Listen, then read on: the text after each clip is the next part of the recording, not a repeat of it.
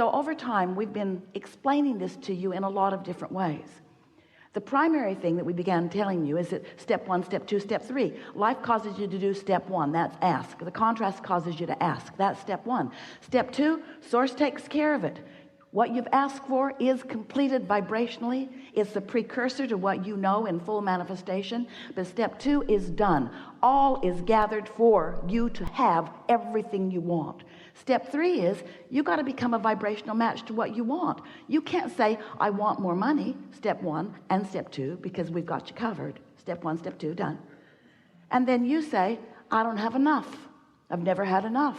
I don't know where it's going to come from. It's not here yet.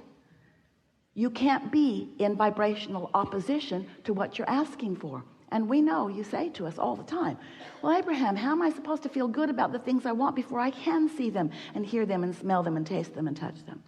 So we go on to explain to you, well, if you will accept that you've launched the rocket and it does exist. So we began talking about the vortex, wrote a whole book about it, waved Esther's arm around, pointed at this invisible thing on the floor. This is the vortex. You want to get in the vortex. That's where all your stuff is. You're very patient with us. Oh, the vortex, the vortex. How do we get in the vortex? How do we get in there? And we say, you got to believe about what's in there. And you say, well, it's hard to believe it because it's not out here where I am. Abraham, I accept that all my fortune is in the vortex, but how do I get it out of the vortex and into the bank? How do I turn these thoughts to things? How do they become manifested? Don't you see me? I am a physical, sensual being. I live in houses and I eat food and I drive cars. I am a person about the tangible, you say to us. I need tangible reality, not airy-fairy vortexual reality. I need reality that I can spend and sleep with and enjoy in all those ways. I want reality. And we say, first you must accept that you are vibrational. And then you must accept that everything is. And you are a translator. You are a translator. You don't know you are. You're so good at it. You don't know you're doing it. What you see is a vibrational translation. What you smell, what you hear, what you feel, what you taste, all vibrational translation. And that's a lot to get your thoughts around because you are perceiving your reality and everyone else is too. And you perceive your reality through the lens of your vibrational frequency. And that's what we want to help you to understand here today. Your emotions are the key to your understanding the vibrational lens, or the lens through which you read the vibration of your being.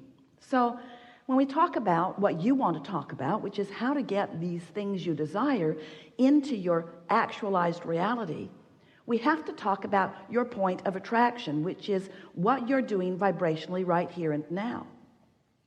You see, you launched a rocket, and the inner being part of you is holding the frequency of that. The inner being part of you has no resistance in its vibration because the inner being part of you has no doubt about you being able to create what you want. But when you have doubt, you are introducing resistance, and you know that feeling of doubt, you know that feeling of disappointment. Negative emotion always means you're not up to speed with the larger part of you, and the larger part of you includes everything that you've become right down to the last rocket that you just launched, you see. So if there's a gap between the vibration of who you really are and the vibration of who you are allowing yourself to be, given the habit of thought that you've got going all day, every day. That's what your beliefs are. Your beliefs are just thoughts you keep thinking. It's a vibration you continue to practice.